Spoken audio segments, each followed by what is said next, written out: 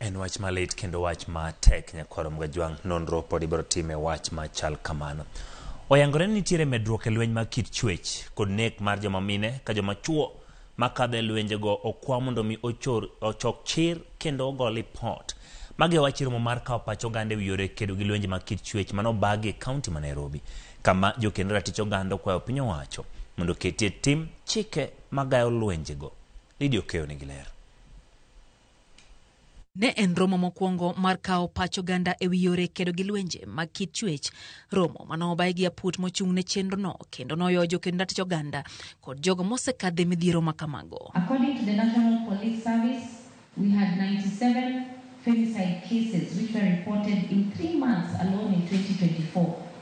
Currently, we are standing at about 171 cases, and I'm sure as of today, this number should be growing. Riwruogego oseo piny owacho kuom keto nyawo e kete tim chike magawo midhiero mag lwenjego, ka bende giseo doho kuom ywayo buchego kuom kinde malach. And all of us are saying that we should work collectively to ensure our judicial system are active, which also we support in believing in public institutions. But we feel cases are taking too slow to move forward.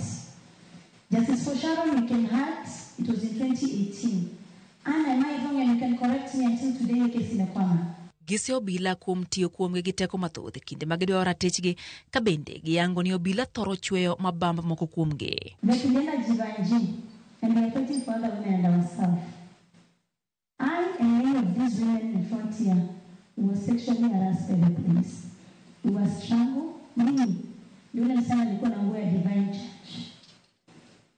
And many are here, they can attest.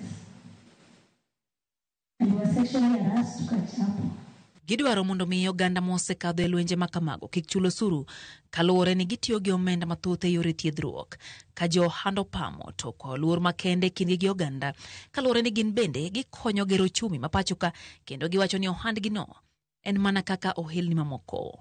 I want you to know that if my work is not criminalized, then I can earn well. And I contribute to the economy of this country day in, day out.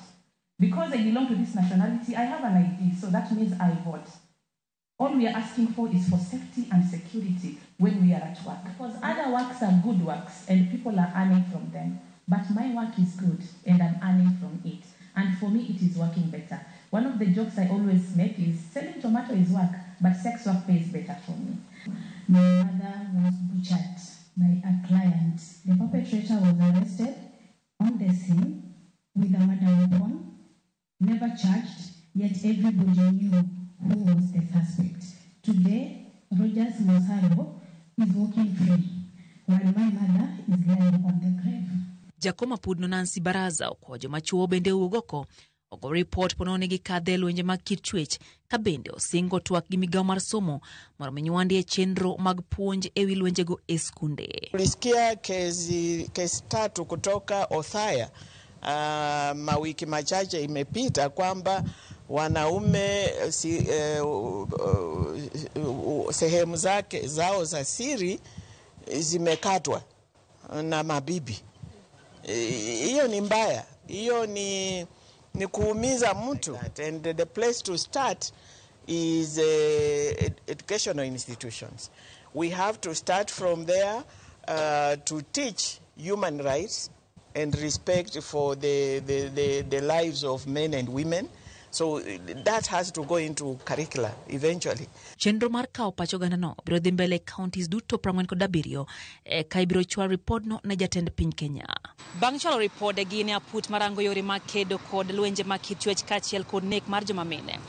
Geno mar riwruogegi en ni paro ma kamagi biro ketie tim, ka bende jakom apudno Nancy Baraza oganda ni mondo oriw gi lwedo e kedo kod lwenje mag kit chwech. Lydia Okeyo, Ramogi TV, KICC, Nairobi.